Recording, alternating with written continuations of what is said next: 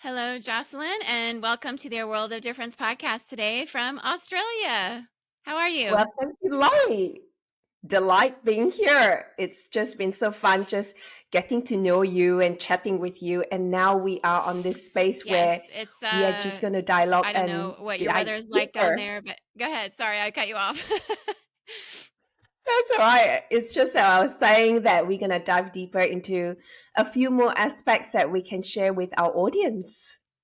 That's right. Yes. I am really excited. You have such an interesting background and all the things you've done just career-wise and different languages and cultures. And that is really our sweet spot here at the A World of Difference podcast. We have so many who are multicultural, multilingual, have lived in different countries and do all kinds of wonderful things in their career and their hobbies, just volunteering to make a difference in the world. So I'm really excited to get to talk to you today, both about who you are, the work that you do, and how you can be helpful to us.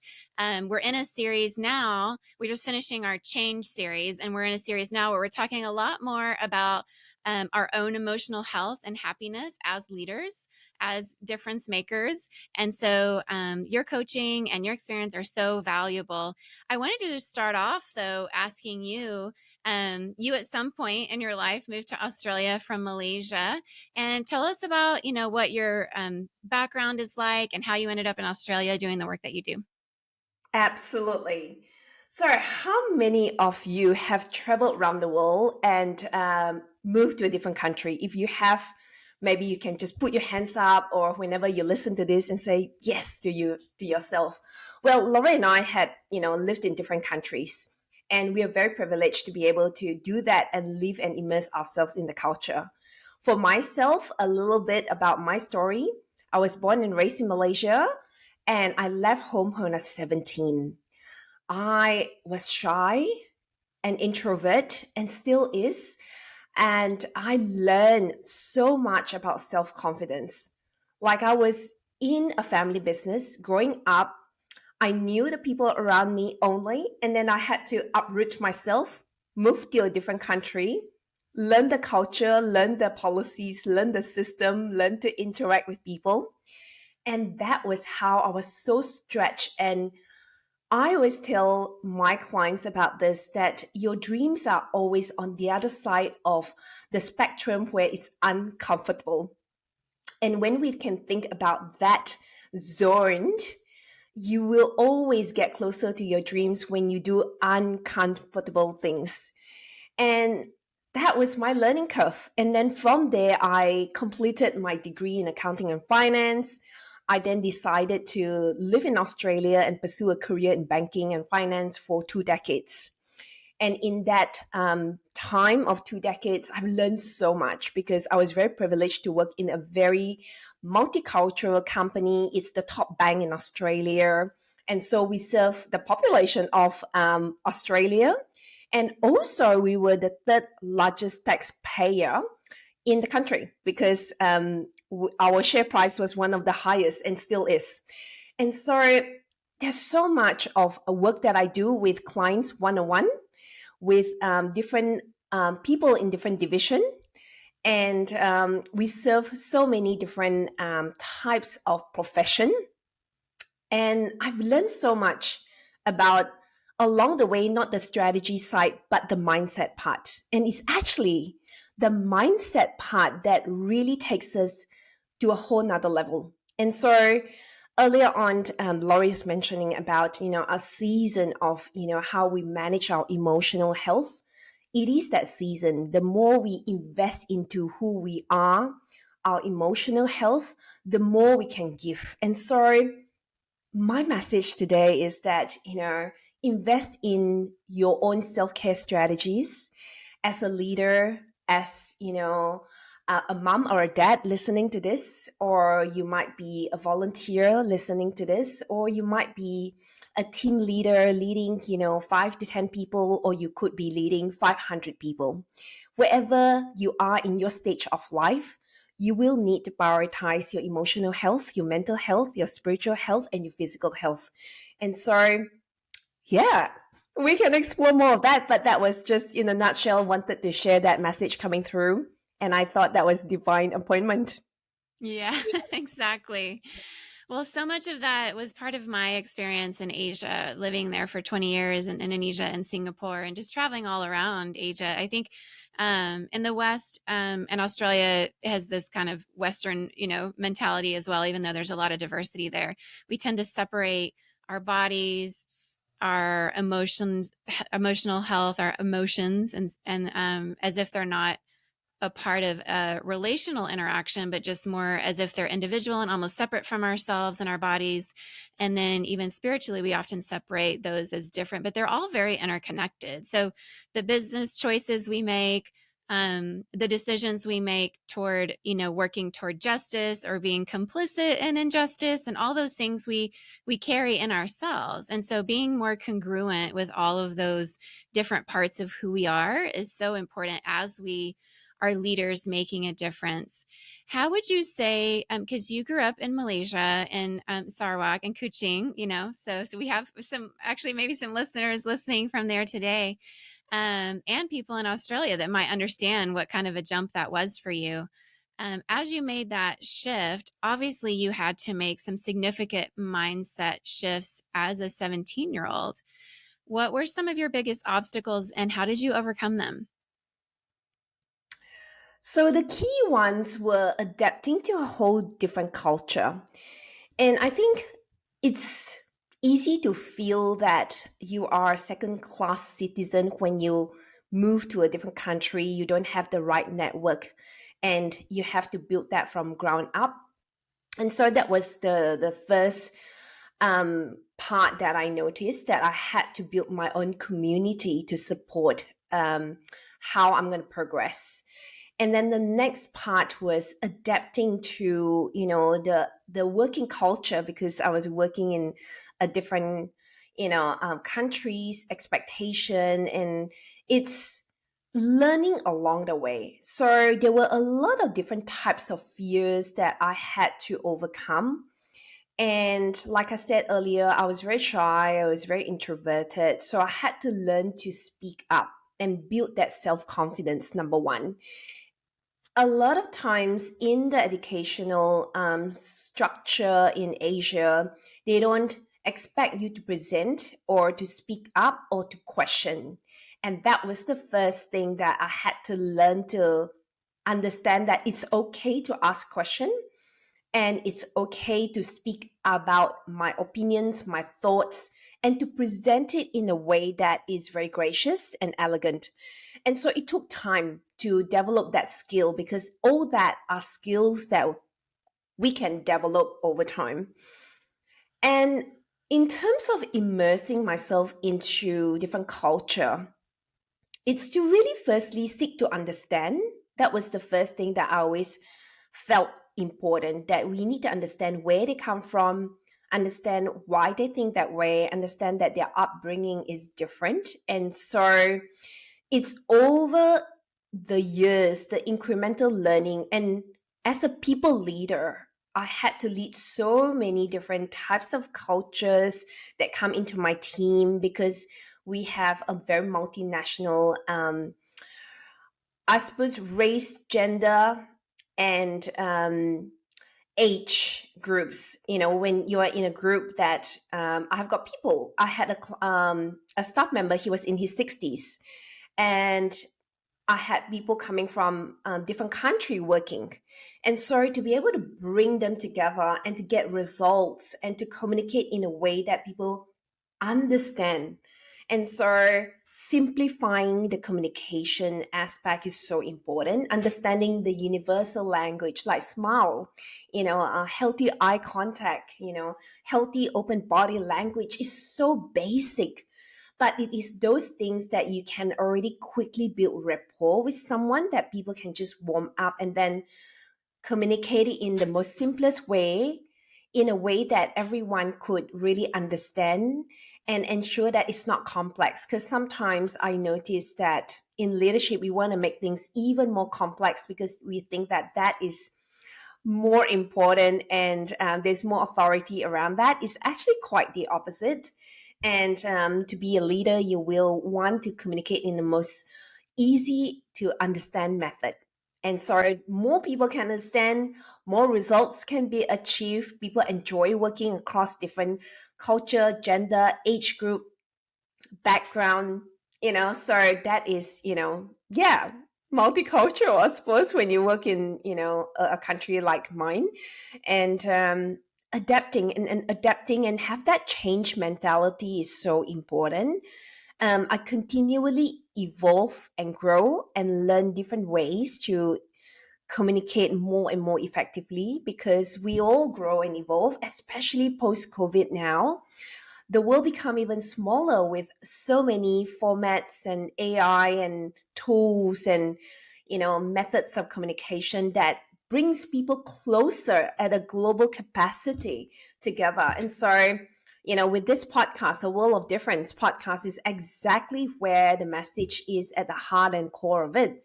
That, the more we can connect with the heart and soul of individuals, we can touch more lives.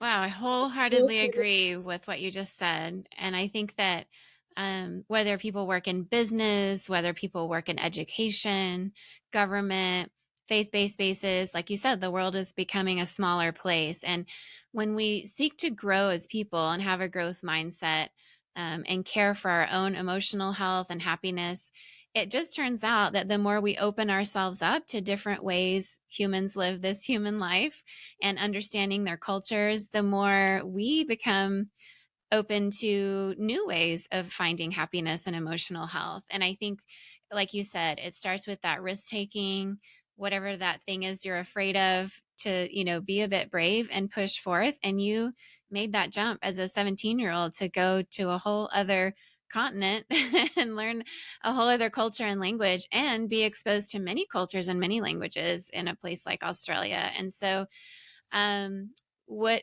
if you were going to give advice to somebody who's experiencing a little bit of fear right now?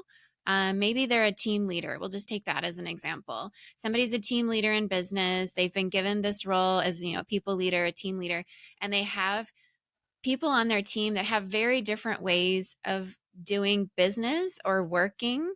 And they feel afraid as a leader to stay curious and explore new ways. What would you say to that person who's listening right now? So, if you are a team leader, in many occasions when I support team leaders in the work they do, how many of you have got mentors? How many of you seek mentors to support you? How many of you build relationship with mentors on an ongoing service basis? Because if you can really take those three questions and answer that for yourself, you will then really accelerate your growth as a team leader. More often than not, a lot of team leaders do it on their own because they're tasked with that responsibility. And so, you want to take charge, but equally, you need someone who has done that maybe, 50% ahead of you, 100% of ahead of you, that had done it well. And ask them questions, build relationship, get their wisdom, build that network with people who are already successful to give you the guidance, so that you then become a very, very strong leader and you really can support people better. If you have not done so, then do that. I would also encourage that you find a support network that can help you become a better people leader, because when you do that, you will meet people who also see in that space the same challenge, the same issues, that you want to be able to talk to them and support them. There are, at that level, certain type of issues that you will solve, right? A leader who leads 10 people will solve different types of issue than a leader who leads 100 people, because then there is a next level issue and problems to address. And so find a network of people that does that really well and ask them questions. Ask them, how do they lead? What resources do they use? What tools and strategies do they apply to get results? and help their people perform at their optimum level. I would also add this as a corporate trainer. I use ED's profiling because it helps people understand their behavior and how they operate. And when they understand themselves a lot more, they know how to communicate with people of different strength and different communication style. And when you do that, you will see a significant difference and change in the energy of the team. And so find mentors, do EDIS profiling to help understand who you are and how to communicate even more. And then, find support network that are on the same level, bounce off ideas, find strategies, tools that are supportive to help you build, a team that can deliver optimum performance for the organization. Great advice. Yes, because not only are we a product of our cultures that raise us, and that could be multiple cultures for some of us who are third culture raised, or maybe who have parents from different cultures as well, or have lived in multiple cultures. But each of us also has personality, strengths, opportunities for growth, and our own lived experience, which is unique in the bodies and the brains that we've been walking around in, right? So it's so important, I think, to understand that self leadership is really one of the hardest parts of leadership, and self leadership includes working on our own emotional health and owning what we're responsible for within our own personalities and how we communicate, right? We are responsible for that and what we bring to the table as people leaders, because we know that leaders set the tone for their teams, for the organizations that we lead, for the volunteer groups that we lead, all the spaces we show up in. Guess what? We show up as ourselves. So that's why it's so important to, Stephen Covey, the seven principles, he would say, sharpen the saw, right? So a lot of us here in the North American context right now who have kids out of school for the summer, if our parents are taking some time off, but it's so important to daily know where that space is for ourselves, that we get the rest that we need, that we, sharpening the saw also includes the mentoring aspect, getting better because we want to be sharp, right? That's the whole point of sharpening the saw. How have you implemented that type of thing in your life? How do you find rest and renewal? And how do you find ways to take breaks? In the American context, we are not leading the world in this area. This is an area we look to Europe, we look to Latin America, we look to other places for how they're doing rest and renewal well. How do you experience that in the Australian context? Laurie, allow me this opportunity to make a confession. The first 10 years of my career, I really didn't take rest. And I realized that I cannot give out of an empty tank. And from there, I realized reading all these leadership books, like Stephen Covey's book, studying so many different leaders who excel. The things that stood out for me from those leaders that I studied their lives was that they went through life events like disease, divorce, death that trigger that. And I realized that I didn't want to reach that point to realize that self care is so important. And so I remember the first time I went to Hong Kong for a holiday, that was the first time that I could leave the country because I was always running projects that require me to be there for approval, for sign off, and a lot of reviews done. So I never had the opportunity to turn off my, at the time, BlackBerry, if you remember. Right. Or you have to bring in your laptop even when you travel. But I realized that that holiday at Hong Kong, I needed the rest. And so I needed to disconnect, and I slept for 10 hours a day, and that's luxury. So, number one, good sleep is so important. How many of us have not had good sleep? How many of us had not looked after our health with nourishing food? I am guilty of that. I put up my hands because more often than not, I had back to back meetings and I never feed myself with good, nourishing food. So if you plan nourishing food drink lots of water throughout the day. If you can't, always drink drinks that really nourish your body, take, health supplements that build up your body. Vitamin B is good. Things that are so basic that really can really enable us to make sound decisions. Every time we make decision, that comes from our body producing, the energy to be able to think clearly. And so my North American friends are in summer now. Make sure you take the time, go out and play. I mean, play. I mean, go out, have fun, completely have white space, chill, laugh, do silly things, do things that you have never done before, and just really spend quality time with your family. Again, the sleep part. And if you're someone who needed, time out, go and meditate. I've got friends who does silent meditation. The whole Sunday, 6 hours, just shut up and just chill and just really be in a place of stillness. You could do yoga to really allow your body and blood flow to move.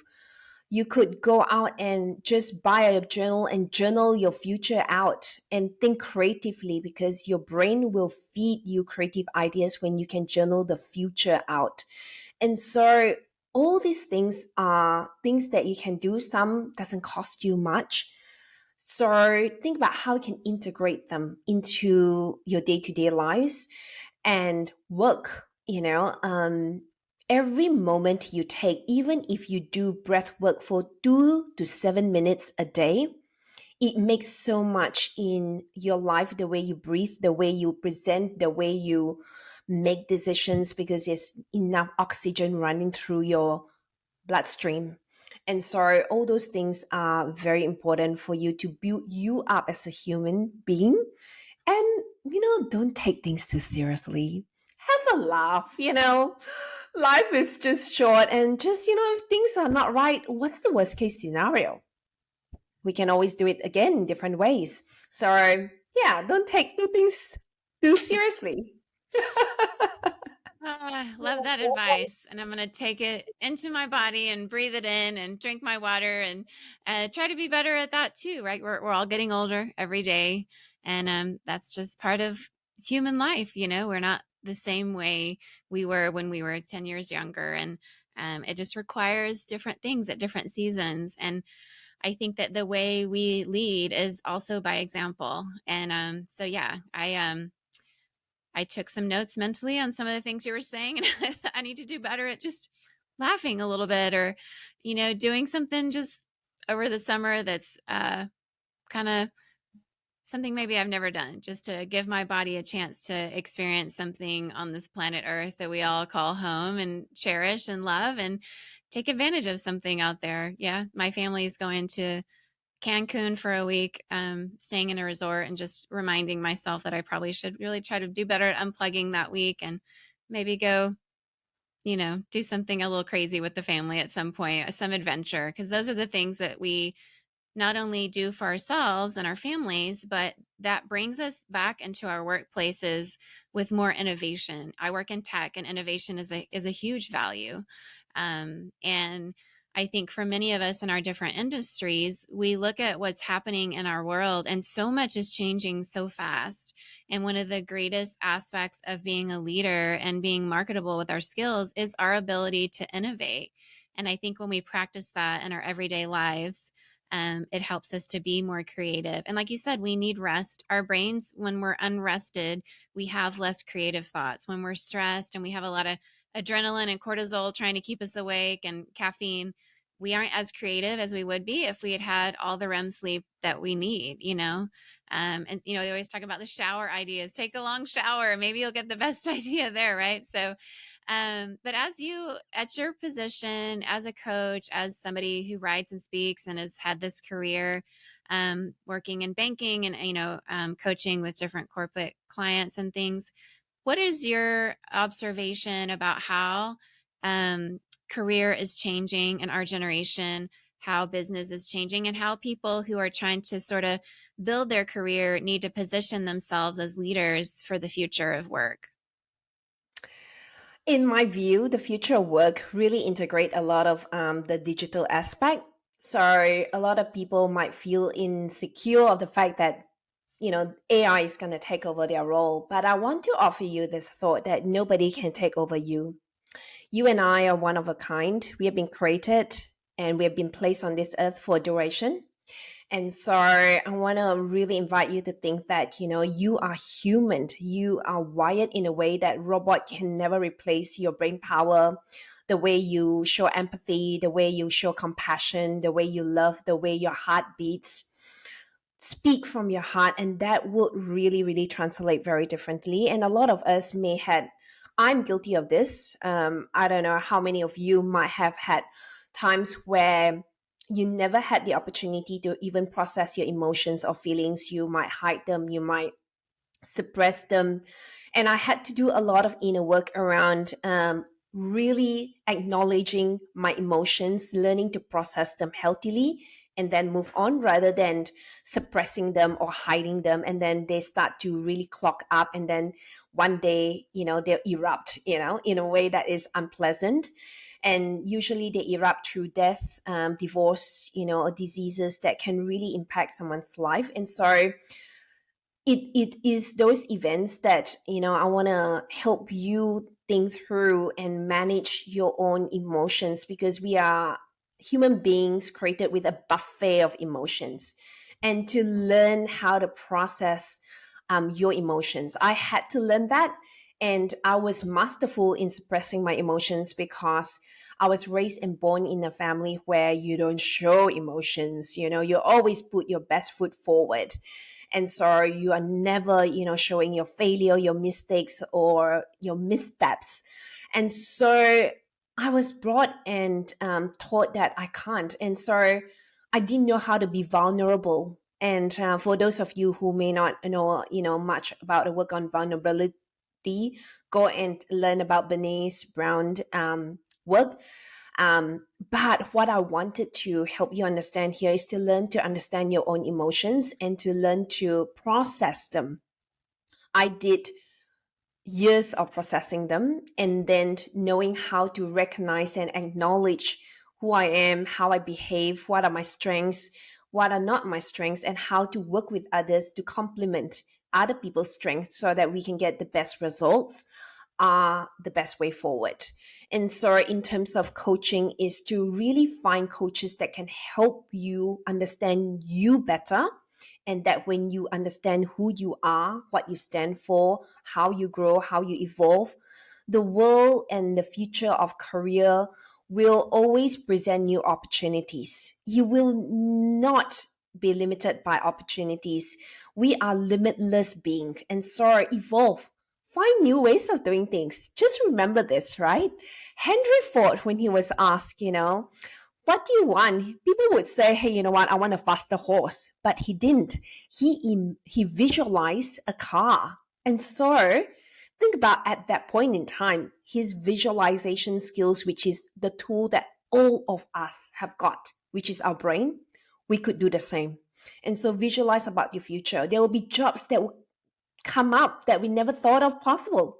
And so take it, champion it and stretch yourself and learn new skills and let go and unlearn. Here's the trick to exploring new opportunities is to be willing to unlearn the old patterns and break them out of your normality and learn to adapt new ways of thinking. And when you can break old patterns and traditional thinking style, the world of what is ahead of you is fun, it's inspiring, it's limitless, is full of great opportunities and possibilities that at this point in time we may not be able to think about it.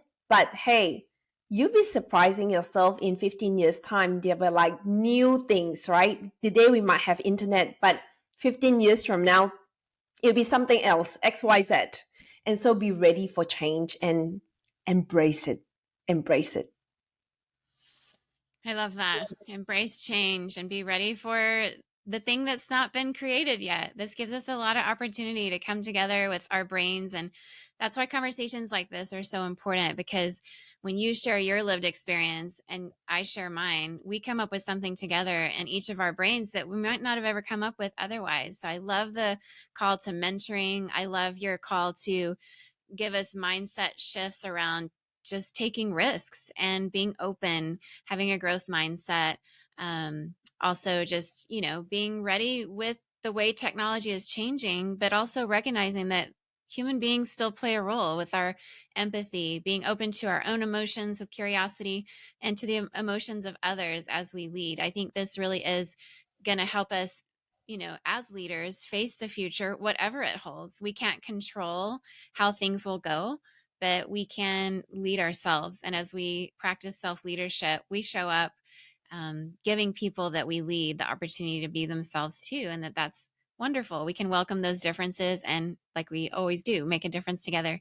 What do you have on the horizon that you're working toward? I know that you're a coach, you've written some things, you have some opportunities for one on ones, I think that you said, and some masterminds. Why don't you tell us a little bit about those? Yes. So for those of you who really want immersion and really want to fast track your success, one on one coaching is really, really ideal because then we get to dive deep into your specific scenario and I can really hone in on your strengths, keep you accountable so that you play on your strength and really help you excel in the fastest way. I like to work with clients and really help them collapse time so that they can get results. Sometimes you go, I need 3 years to get there. What if we can do that in 6 months and you're willing to commit to that journey together? And I will bring my 100%. And if you play 100%, you will see results. I've done that for thousands of people. I know that I can do that for you. The other option is that there is a number of workshops that I am facilitating. So one of them is about self-confidence. I know that that's one thing that a lot of people will build and really strengthen it at different cycle of your life, at different business cycle, at different career journey. We all expand our self-confidence differently. And so you're welcome to really come and participate in my masterclass. And also I teach on communication as a corporate trainer as well. So if you are listening to this podcast and you're looking for a corporate trainer who wants to come in and facilitate on communications in leadership, in speaking, in presenting, in really volunteering capacity as well, because we can volunteer and really enhance our skills, that is something that I can help you. So yeah, there is a lot there, but the part that I can help you is come into my space and let's chat. If I can't help you, I have got a huge network of people that I can reach out to help you find the best fit for you too. Well, I appreciate you and the work that you're doing. You really are making a difference in your one on ones and in your master classes and your corporate training. And I'm sure just in your relationships and your family in Malaysia and in Australia, wherever you are. And thank you for just shining your light today and letting us see a little bit into your world and your experiences, and letting us learn from you. Yeah, thanks for being on today. And I wish you all the very best, Jocelyn. Well, Laurie, you have been a brilliant podcast host. So thank you so much for having me in this space and keep doing what you're doing. You're doing such a brilliant job and keep shining. And for those of you who are listening to this podcast, share that with 2, 3 people, that you really care, that you want them to really grow and expand and, excel in what they do. Use this podcast as a resource. A lot of us, meet so many people every single day that need some encouragement, they just need an injection of fun, or whatever it may be. Share this podcast with them. That's right. Thank you so much. That's how we get better, is together by sharing what has helped us, isn't it? Yes. Thanks, Jocelyn. And we're going to have you hang out for our Patreon supporters for just one more question. But for now, we're signing off together. Thank you so much for being on today, Jocelyn. Thank you.